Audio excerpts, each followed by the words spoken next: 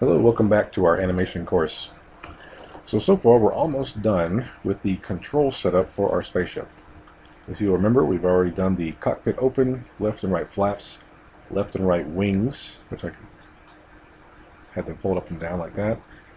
The right gun and the top gun. We still need to do the left gun now. So I'll select the left gun joint. And oh, I must have forgot to rename this left gun recoil instead of lead coil. Let's do that now. Alright, so I'll select my left gun joint, go to Animate, Set Driven Key, and Set, placing it into the driven box of our Set Driven Key window. Select my control locator, click Load Driver. So with our left gun joint selected and in the Load Driven box, make sure our left gun control is at 0 and hit Key. Take our left gun control to 10 and hit Key. So now we can take our left gun controls to 5, select the left gun joint, and move it in like this for the recoil of the gun firing, and hit Key. Again, we can make sure that motion is working. Looks like it is. So take left gun back to 0, and we'll do the same for the other two joints of the gun. There's the gun barrel. We'll click Load Driven, select the Translate XYZ, and hit Key. Change left gun to 10, hit Key again. Change left gun to 5, and then move the barrel in like this. Hit Key. Make sure that's all working. Looks like it is. So we'll do the same for recoil. Load Driven, select the Translate X, Y, and Z channels. Gun controls at 0, so we hit Key. Take left gun back up to 10 and hit Key. Change left gun to 5 and move our recoil joint inward like this and hit Key. So now we can again double check that everything's moving the way it should. So now we can add in a little bit of offset for our animation like we did before. I'll select the gun, hold down Shift and select the recoil, go to Window, Animation Editors, Graph Editor. So you see I have the gun and the recoil. I did not select the barrel because I want the barrel to move like it is now. It moves first, but I want the gun and recoil to move like a reaction. So I'm going to select the first set and middle set of keyframes, press W to activate the Move tool, hold Shift, middle mouse click and drag to the right, not down, drag to the right like this, and kind of move it 2 frames to the right. So now when I close this, we'll select our gun control, left gun, middle mouse click and drag. You'll see the barrel moves first, and then the rest of the gun kind of reacts. Like that. Okay. So that pretty much completes the setup for our spaceship controls. Let's keep in mind that you can animate multiple controls at once by selecting all their channels. For example, left and right flaps. I can animate both at the same time, as well as the wings, and then all the guns. But we'll get to that when we get to our animation portion of the course. First though, before we go forward, we need to save our work. So go ahead and do that now. You can save a copy of your scene. And next what I think we'll do is move on to our Spaceship Landing Pad. So we'll go to File, Open Scene, and in your project scenes you should have Curious Landing Pad. We'll click Open. So you can see here the landing pad. It has these mechanical arms in there. If I go back to wireframe, you can see them a little bit better because they're going to be starting underneath the landing platform, and then these little doors will open and reveal the arms as they come up, and they'll actually catch the spaceship as it comes in for the landing. So a little bit of a twist on the whole landing gear situation. Instead of the ship itself having landing gear, a little bit of a unique spin on it by having the landing pad have landing gear attached to it and comes up and catches the ship. So kind of cool in that way. But we need to set up a skeleton to animate and control all this stuff. So let's get started. We're going back to wireframe just so we can see all our pieces. So you can see, if we look at our structures, we have these kind of cylindrical rotation points for these arms to kind of bend like robot arms, and then also These curved sections are kind of attached to this cylinder here, and this cylinder can go in and up and down like this, like a hydraulic press, like so. So we're going to control all that with our skeleton as well. Let's go to the front view, and I'm going to go to Skeleton, Joint Tool, and I'll just place a joint kind of down here below everything. This will be our root joint. So I'm going to go ahead and hit Enter, and we'll rename joint 1 to Platform Root, like so. So now I'll make a new joint chain for this structure over here, the arm. So go back to Skeleton, Joint Tool, place a joint around the center of this cylindrical structure here as our rotation point. Click another one in this cylindrical portion. And for the kind of hydraulic arm through here, we'll click in the middle here for a joint to control that structure. And then one more at the end for this circular portion here to rotate around, like so. And hit Enter. To go back to our perspective view, you'll notice that the joint chain was created in the center of the scene. So we can move this over to the side and kind of place it around the center of our geometry right there. And go back to our front view. So we want to make sure these joints are placed in a way that they are in the perfect middle of these cylinders. So when we start rotating these joints, the cylinders themselves are rotating around the center point and not offset some, which if you offset the rotation, it can cause everything to look kind of strange.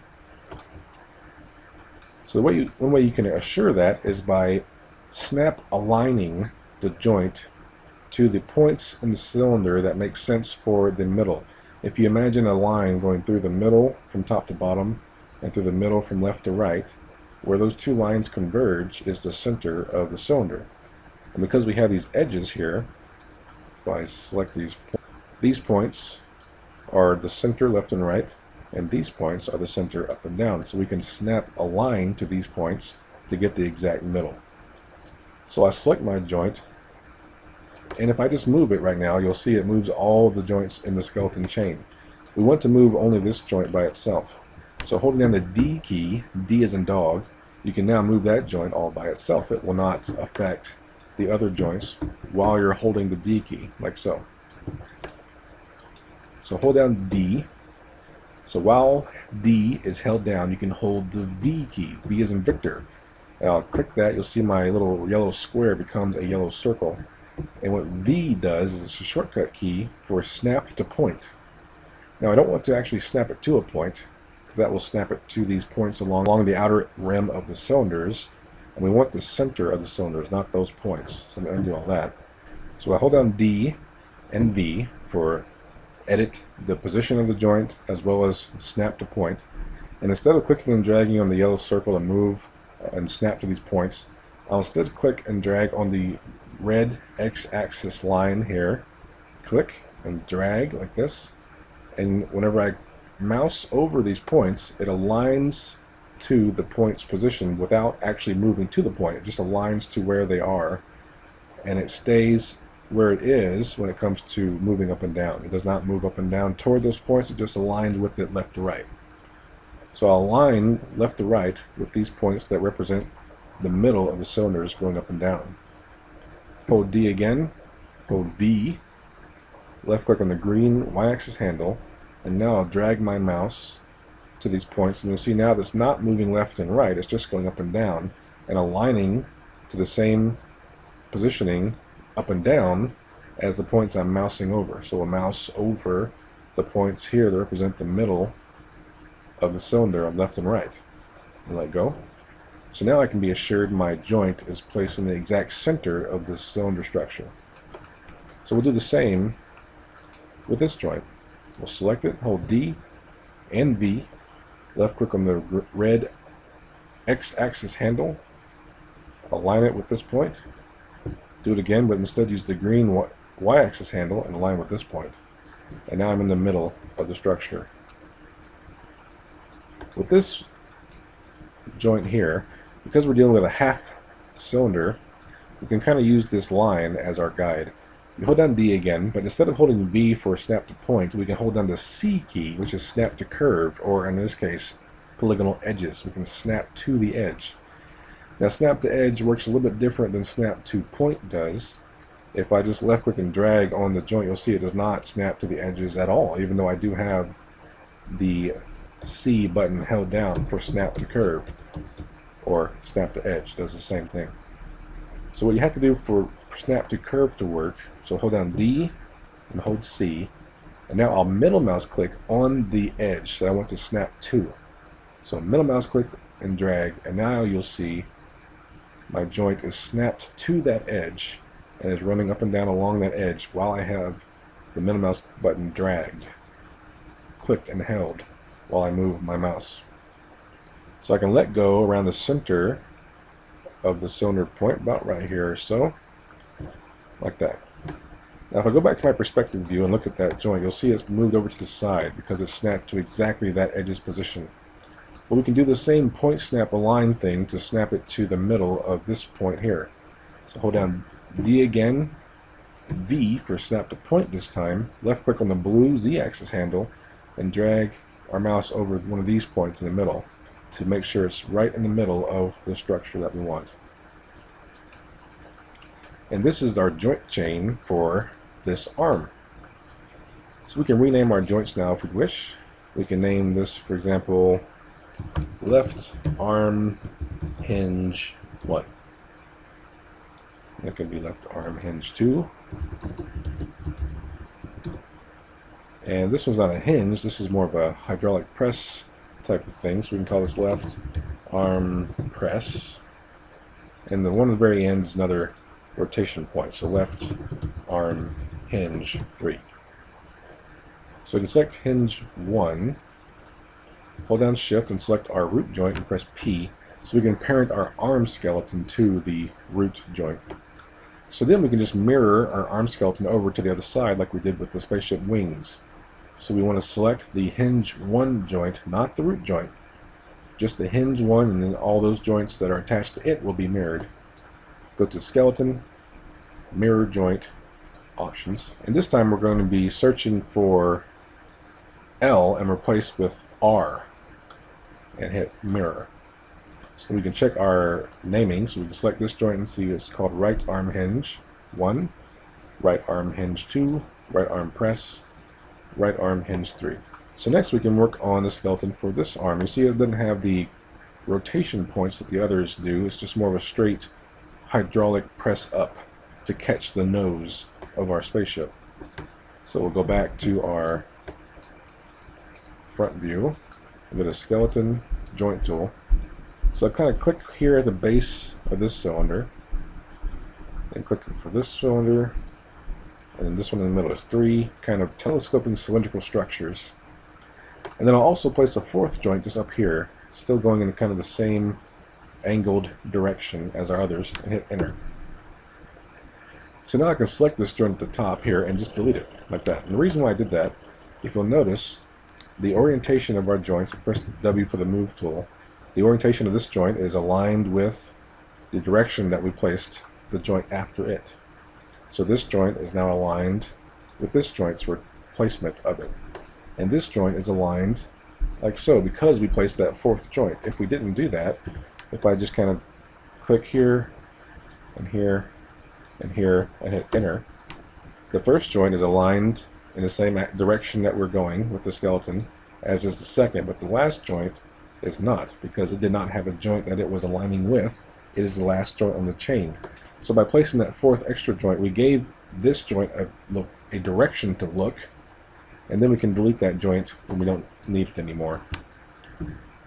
So that's why we have this joint pointing in the correct direction. So back in our perspective view, you can see that this joint chain is in the right place since the arm is in the center of our scene here. And we can rename them. We can call this one, say, middle arm or M arm 1, M arm 2, M arm 3. Select middle arm 1, hold shift and select the root joint, press P to parent, and now our arm skeletons are ready to go. But don't forget, we also have these doors that we want to see open to reveal the little pits that our arms are coming out of. So we need joints for those as well. So I'll go back to wireframe and top view. Skeleton joint tool. Let's kind of place a joint here, and this will control the movement of that door. Back to the perspective view. You'll see it's way up here above everything. We can move it down, be closer to the door, but it doesn't really matter too much. So we can name this joint. Since we named the arm right arm, in this case, this would be a right door. Control D to duplicate. Move this one over here. Call it left door, or L door. Control D to duplicate again. And move the joint down here.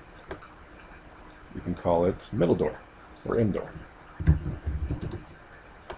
So then we can select our door joints. Hold Shift and select the root joint and press P to parent.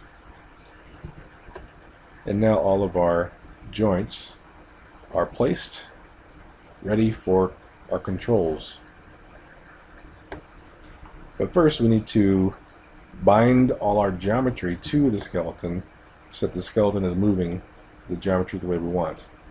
The landing pad itself can be bound to the root joint because it's not going to move. So we can hold down Shift and select the root joint, and we can either press P to parent it, or we can do the rigid bind. Either way works. I'll just do P because it's a little bit quicker. So the other easy pieces that we can parent quickly are the doors. So we can select our door geometry here, hold Shift and select our door joint and press P to parent it. So now when I move the door joint, the whole door moves with it. Do the same for the other doors. Select the door first, hold Shift and select the joint, press P to parent.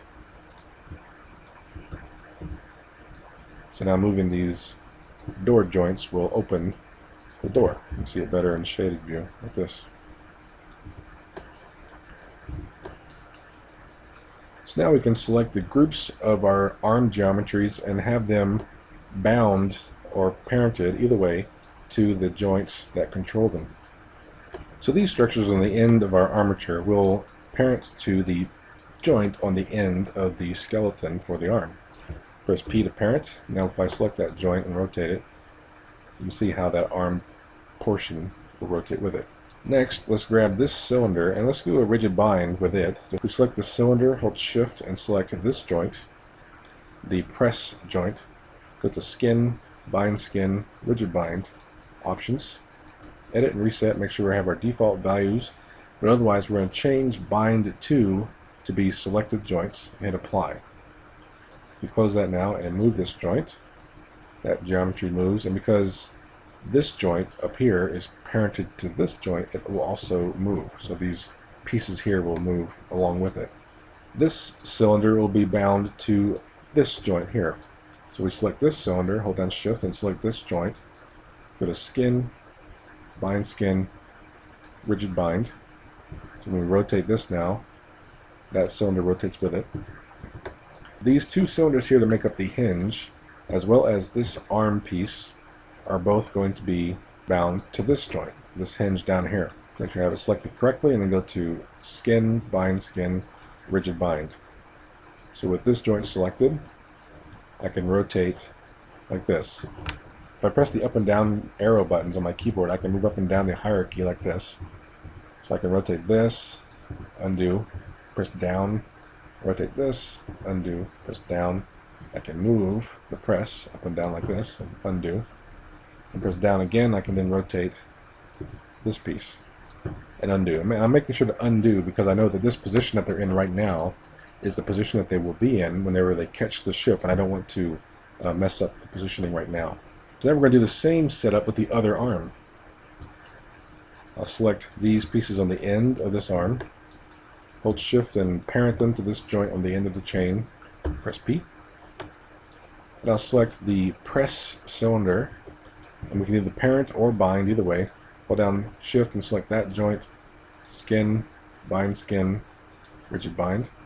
I can select this cylinder, hold Shift and select this joint that it will bind to, and I can even press the G key, which is to redo the last command I did. The G shortcut on the keyboard is a shortcut for redo the last command you did. In this case, it's rigid bind, so it bound our cylinder to the skeleton the way we wanted. We can select these cylinders and this one here, these 3 cylinders, hold shift and select our hinge 1 and press G to redo the last command, which was bind rigidly. So now I can kind of test the motion, make sure everything's moving the way it should.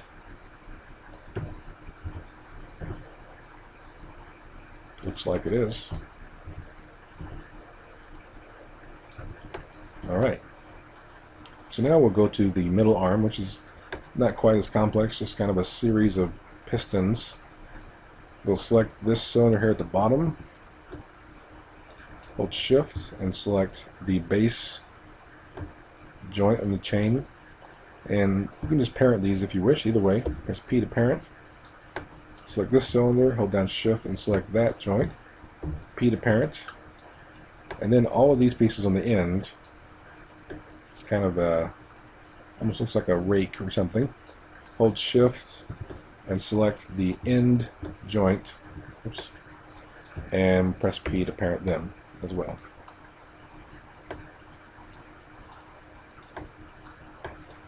So now when we move these pieces, let's get our camera straightened up here. That moves. This can move up and down like this. And this can move up and down like this. So now that we have the geometry bound to the skeleton and I can rotate these joints and control the arm in individual segments like this, let me show you inverse kinematics. Inverse kinematics, or IK, is a way of controlling the motion that instead of rotating, say, the source of the arm down here, the base of the arm, if we continue using the arm example, the elbow and then the wrist up here, or the hand if you want to call it that. Let me undo all this. So you can rotate these things individually and animate them just fine. I mean, that works, no problem. But using inverse kinematics, you're actually starting from the end of the arm, or the hand if you want to call it that, or the wrist even, and moving the arm that way. But like, if you consider how you control your own arm, when you reach for something, you're thinking about reaching with your hand. You're not thinking about, well, let me rotate my shoulder and then straighten my elbow and then turn my wrist and then grab it. You're thinking, I'm just going to move my hand over there and grab it, right? Your hand is the source of motion to some extent. So we're going to kind of do a similar thing using inverse kinematics. Now what we've been doing here with like rotating each joint along the chain down the hierarchy is essentially called forward kinematics, where you're going forward along the chain hierarchy to the end and animating it in that way. By using inverse kinematics, you're going the reverse.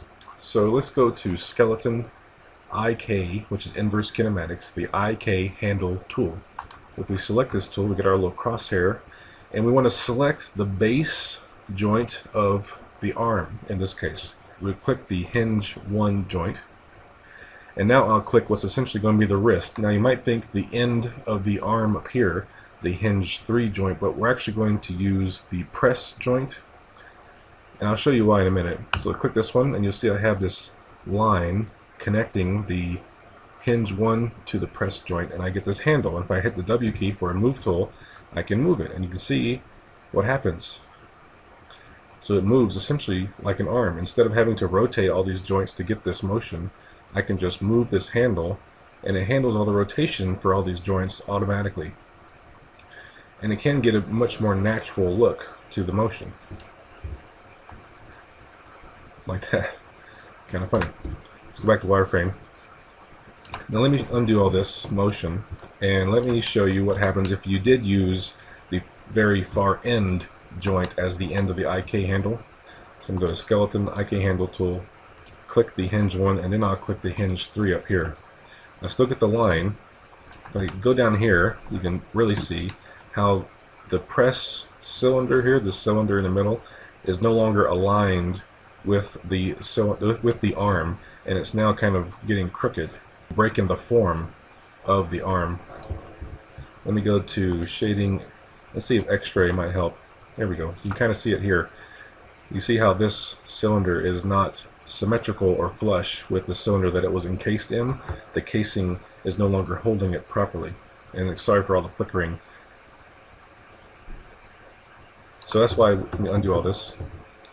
That's why we'll use the press joint, this one, the left arm press, as the end of the IK handle. I'm going to go back to wireframe, and it might be easier to see again. So skeleton, IK handle tool, hinge to press. And that maintains that geometry now, so that these two cylinders that are kind of telescoping in and out of each other are no longer being affected in that way. So that's just an alternative way to control these arms. So when we get to the the next part of adding the controls, like using the set-driven key to control the arms, instead of using the joints and rotating them and putting them in the proper place, you can instead use the handle movement to just control the joint this way. But that's just an alternative way. Both ways work. So I'm going to undo the IK handle for now, and we'll go forward using FK, or forward kinematics, rotating each joint individually, just to give this particular object, since it's a machine and not like a character's leg or character's arm, since it is a machine, I kind of like using FK, or like forward kinematics. If it was a character that had, you know, life to it, and it was not just not a construct in this case, I would probably use IK, just because it gives you that more organic look to the motion. And because we are going for kind of a mechanical look, I'm going to use FK. But I wanted to show you the IK handle and how that works. Thanks for watching. I hope you're enjoying the process so far. Pretty soon we're going to be getting into the actual animation. We're going to have this spaceship flying around and make a landing and have a miraculous catch by our robotic arms here on the landing pad. I'll see you next time.